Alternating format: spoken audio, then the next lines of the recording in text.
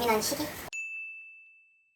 예민한 시기는 딱히 없어요. 사실은 딱히 없고. 근데 이제 전체적으로 연간으로 봤을 때는 연말 연초가 조금 예민할 수는 있지. 보통은 연말 연초 어떻게 컨셉을 잡고 운영을 해나갈 것인가, 이런 쪽에서 주식 계좌도 마찬가지고 회사도 운영도 마찬가지고 각자 인생 다 마찬가지잖아. 지금 같을 때 좀 컨셉을 잘 정해놔야지. 물론 여름이 되고 가을에도 열심히는 다들 살겠지만 초반에 또 이 컨셉이나 어떤 방향성으로 가야 되나 올 한 해는, 그런 거에서 구정전의 1월 여기는 중요한 시기라고 할 수 있죠. 각 사업별로 어떤 쪽에 좀 더 힘을 실어야 되고 어떻게 연계해 나갈 건지 이런 거 얘기를 해줬었는데 좀 더 크게 얘기를 했을 때 2024년에 올 한 해 회사 운영 계획? 이거는 나도 이제 주변에서 좀 많이 참고를 하는 편이에요. 서로 참고를 하는데 24년을 보면은 전망이 그렇게 사실 다 좋지는 않아. 투자자들도 사업하는 사람들도 다 좋지는 않아. 아마 느낄 거야. 이게 막 경기가 막 붐 막 되면서 막 사람들이 막 이런 분위기가 아니에요. 붐업이 아니에요. 지금 뭔가 좋게 얘기하면 이제 눈치 보느라 이제 좀 가만히 있는 느낌이고, 좀 나쁘게 얘기하면 그냥 오늘도 무사히 약간 이런 느낌이 있어요. 사회 전반적으로. 그러면서 이 부글부글대는 증오, 화를 어디다가 주체를 못하니까 코로나 때는 전염병이라는 게 있잖아. 이것만 또 어떻게 해결이 되면 나아질 줄 알았는데 이게 막상 없어졌는데 마스크를 다 벗고 1년이란 시간이 넘게 지났는데 내 삶은 뭔가 변화가 없음. 근데 누구는 또 잘 되는 것 같음. 그러니까 이러니까 이제 여기서 이제 두 가지가 나오죠. 테러, 악플 뭐 이런 게 나오는 거예요. 두 번째는 이제 쇼펜하우어가 나옵니다. 지금 시대 상황이 나쁘게 얘기하기보다 그냥 예전에 암기 과목식으로 외우는 윤리책으로 치면 이제 염세주의 약간 이런 느낌이에요. 혼자 있는 게 편하다 약간 이런 거야. 자연이 좋다, 자연 치유, 모두와 친해질 필요가 없다. 이거 중요하거든요. 모두와 친해질 필요가 없으면 코로나 때 모두와 친해지지 않았으면 차이 좋았을 텐데 이게 왜 지금 나왔느냐. 지금 다 만날 수 있고 지하철 다 타고 다니고 뭐 이런데 왜 이게 나왔느냐. 이거를 판단을 해봐야 돼. 그러면 지금 사실은 내가 봤을 때 셀링 포인트랄까? 세일즈 느낌에서 하드웨어나 소프트웨어나 상관없이 팔릴 수 있는 포인트는 약간 지금 위로 해줘야 돼. 위로라 하기보다는 약간 괜찮아 약간 이런 식으로 가져야 돼. 너 잘하고 있어. 이 느낌이 다시 왔어요. 그러니까 예를 들면 나는 이제 내 개인적으로 생각하는 건 IMF가 97년, 98년, 99년까지 이어졌단 말이에요. 2, 3년이 세게. 코로나랑 똑같아요. 근데 코로나는 이제 전 세계적이었고 저는 이제 코리아만 그랬는데 이거 끝나고 2, 3년이라는 시간을 어쨌든 나라 안에 바운더리 있는 사람들이 다 맞아버렸단 말이야. 똑같이 다 맞았잖아. 근데 그 뒤에 2000년대부터 이 초반, 초중반 요때 사회상이랑 이제 남은 2030년까지 그 느낌이 비슷할 것 같아 나는. 이게 뭐냐면 공동의 어떤 해결 과제나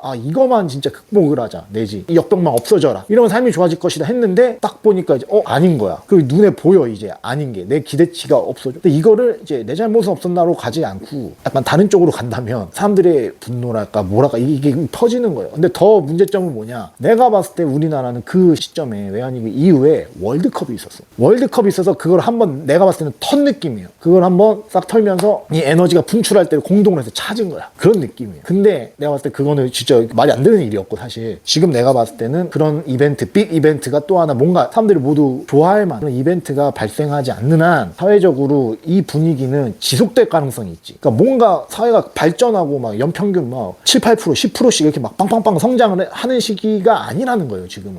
진짜 1, 2%야 1, 2%. 맥스 3%도 안 나와. 이걸로 그냥 증 막 이러면서 그냥 가는 거야 저속으로 나라가. 근데 나이는 점점 들잖아 모든 사람들이. 그러면은 이제 여기서 정신병 내지 화 내지 염세주의가 오고 이런 시기가 되기 때문에 정신을 잘 차려야 되고 내 옆에 누가 있느냐로 내가 정해지거든. 사실은 정해질 확률이 크죠. 생각들이 영향을 주고 받으니까. 그래서 주변 사람들 지금 체크를 잘 해야 돼. 근데 무슨 말다 이렇게 됐지? 올해 회사 올해 회사 계획. 회사 계획은 내가 할 테니까 개인 계획, 그 회사 계획은 내가 알아서 하니까 개인 계획에서 참고들을 하라고 지금 이런 느낌으로. 모두가 예를 들면 열심히 안 해도 돼. 너 잘못 없어. 요즘 유행하는 락밴드에 어제 올린 내가 그 가사 있잖아. 실리카겔. 모두 함께 모여서 노래를 합시다. 괜찮아 너. 노래하자. 이게 뭡니까? 이게 2015년만 하더라도 그때는 뭐 힙합 이러면서 오빠 차 샀다. 막 이런 게 또 흥 나고 이런 노래가 돼요. 지금 그거 나와봐. 안 됨. 이게 비슷한 느낌이에요. 사회적 느낌이. 그 흐르는 눈치를 잘 채야 돼. 지금은 차 샀다고 막 이렇게 하면 안 되고 우리 모두 모여서 노래를 하자. 너 잘못 없다. 나한테 잘못했다고 하지 마. 약간 이런 식으로 가면서 사회가 약간 저성장, 무성장 점점 가다가 이제 어느 순간 딱 보면은 이제 계급화로 뚝 떨어져 있겠죠. 그룹별로 둥둥둥 이렇게 떨어. 그러니까 이때 정신을 잘 차려야 돼. 방금 말씀하셨던 것처럼 2000년대 초반이나 코로나나 그때는 각자가 아니라 사회 공동체한테 공동의 외부 위협 요인이 있었던 건데 지금은 조금 불황인 건 같지만 어떻게 보면 개개인한테 조금 더 초점이 맞춰져 있는 불황인 것 같거든요. 각자 살아남자가 약간 추세인데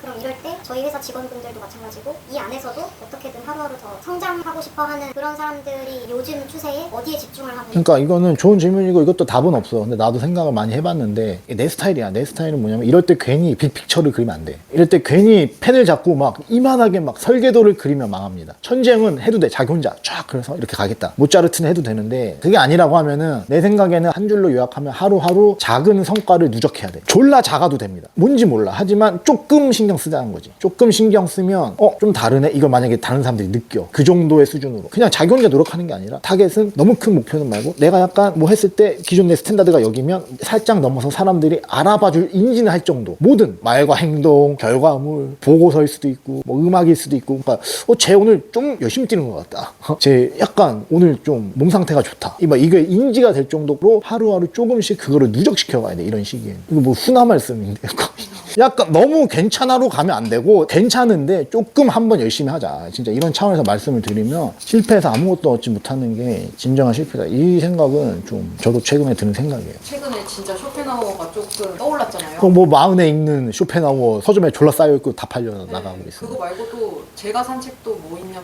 너도 샀어. 저는 벌써 몇 달 전에 샀거든요.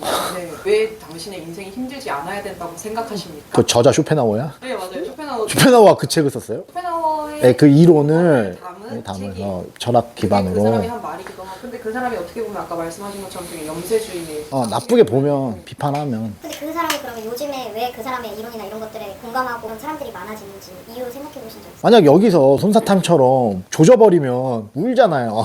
원래대로라면 사실은 맞아야 돼. 지금 옛날 느낌으로는 80, 90년대 이 고속성장할 때는 때려서라도 갔단 말이야. 왜냐면 그렇게 하면 분명한 리워드 보상이 있으니까 코치들이 때려서 간 거예요. 그러면 인생 바뀐다. 근데 이거 두 명 다 이제 공통 컨센서스야. 이 구간만 넘어서 금메달 따면 된다. 하드코어하게 갔는데 지금은 사실은 이게 먹히지가 않는다는 걸 둘 다 아는 거예요. 코치랑 선수가. 금메달을 따기도 힘들 뿐더러 따도 별로 뭐 이걸 서로 둘 다 안다고 하면은 어차피 때려서 갈 수가 없는 구조예요. 그러면은 사실은 쇼펜하우어도 잘 쓰면 좋겠죠. 어르고 달래가지고 오늘 괜찮았어 뭐 이렇게 하면서 가는 구조야. 그래서 이 쇼펜하우어도 잘 쓰면 90%는 이제 잘못 쓰겠죠. 이거를 10%는 잘 쓸 수가 있지. 어떻게 인생은 계속 성공만 하면서 살겠어. 원하는 대로 대학도 잘 가고 취업도 잘하고 결혼도 잘하고 애도 잘 낳고 뭐 애 성공하고 200살까지 살고 안 돼요. 안 된다는 거 알고 이제 인생에서 한번 중요한 게 뭘까 돌아보고 그러니까 이런 긍정적 효과를 누린 사람 10%고 90%는 마음의 안정을 얻으려고 샀겠죠. 너는 어디니? 너는 합리화의 도구로 샀죠. 그러니까 이거 잘 써야 되니까 똑같은 게 나오더라도 이제 해석하는 게 이제 1대9로 갈린다. 옛날에 2대8 사회 막 이랬잖아. 이제 1대9예요. 이제 이 정도로 갈 것 같아. 열심히 하는데 이게 추상적이니까 내 생각은 하루에 조그마한 성과를 누적시켜 가자. 그게 제일 커요.